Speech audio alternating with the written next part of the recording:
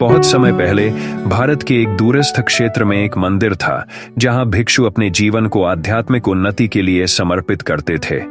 उनमें से एक युवा भिक्षु था जो अपने आसपास की उथल पुथल और नकारात्मकता से परेशान था। एक दिन वह अपनी निराशा से भरा हुआ अपने गुरु के पास गया और अपने मन की शांति की तलाश में मंदिर छोड़ने की इच्छा व्यक्त की। गुरुजी, युवा भिक्षु ने कहा, मुझे यहाँ रहना अब मुश्किल लग रहा है। यहाँ का वातावरण विषाक्तता से भरा हुआ है। भिक्षुओं के बीच राजनीति और नकारात्मक गपशप। ऐसा लगता है कि ये सभी विक्षेप मुझे मेरी आध्यात्मिक यात्रा से दूर खींच रहे हैं।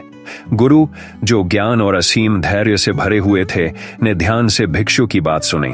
धीरे से सिर हिलाते हुए उन्होंने कहा, मैं तुम्हारी चिंताओं को समझता हूँ मेरे बच्चे, लेकिन शायद इस अशांति में भी एक सबक छिपा है। युवा भिक्षु की विनती को तुरंत स्वीकार करने के बजाय गुरु ने उसे एक कार्य सौंपा जो उसे एक महत्वपूर्ण पाठ सिखाएगा।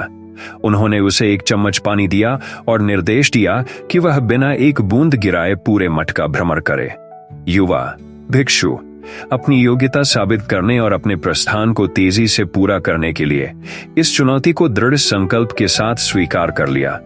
मैं आपके आदेश का पालन करूंगा, गुरुजी, उसने कहा। भिक्षु ने चम्मच में पानी लेकर मठ के चारों ओर अपनी यात्रा शुरू की। हर कदम पर वह पूरी तरह से ध्यान केंद्रित करता रहा, यह सुनिश्चित करते हुए कि पानी संतुलित रहे। वह व्यस्त गलियारों और कांफूसी करते लोगों के बीच से गुजरा, लेकिन उसकी एकाग्रता अटूट रही। घंटों के बाद वह गुरु के पास वापस आया और गर्व से कहा, गुरुजी, मैंने बिना एक बूंद गिराए यह कार्य पूरा कर लिया है। उसकी आवाज में संतोष की झलक थी। गुरु ने एक सूझबूझ भरी मुस्कान के साथ एक सवाल किया जो उस गहरे सबक को उजागर कर गया। मुझे बताओ मेरे बच्चे, उन्होंने पूछा, तुम्हारी यात्रा के दौरान क्या तुमने मठ की राजनीति, गपशप या नकारात्मकता सुनी? भिक्षु ने स्वीकार किया, नहीं गुरुजी, मेरा ध्यान पूरी तरह से पानी पर था। मैंने अपने आसपास की किसी भी नकारात्मकता या विक्षेप पर ध्यान नहीं दिया। उसी क्षण गुरु ने एक गहरा सत्य प्रकट किया। देखो मेरे बच्चे, उन्होंने कहा, जब तुम अपने रास्ते पर पूरी तरह से ध्यान केंद्रित करते हो और तुम्हारा हृदय पूरी तरह से अपने उद्देश्य के प्रति समर्पित होता है, तो तुम्हारे पास आसपास की नकारात्मकता से प्रभावित होने का समय ही नहीं रहता। उन्होंने आगे कहा, अपने सफर और सपनों पर ध्यान केंद्रित रखना बेहद जरूरी है। दूसरों के कार्यों या शब्दों को तुम्हें भटकाने मत दो। अपनी राह पर डटे रहो और तुम हर बाधा को पार करने की शक्ति पालोगे। गुरु ने अंत में एक अनमोल सत्य साझा किया। उनकी आवाज कोमल लेकिन दृढ़ थी। नकारात्मकता हवा की तरह होती है।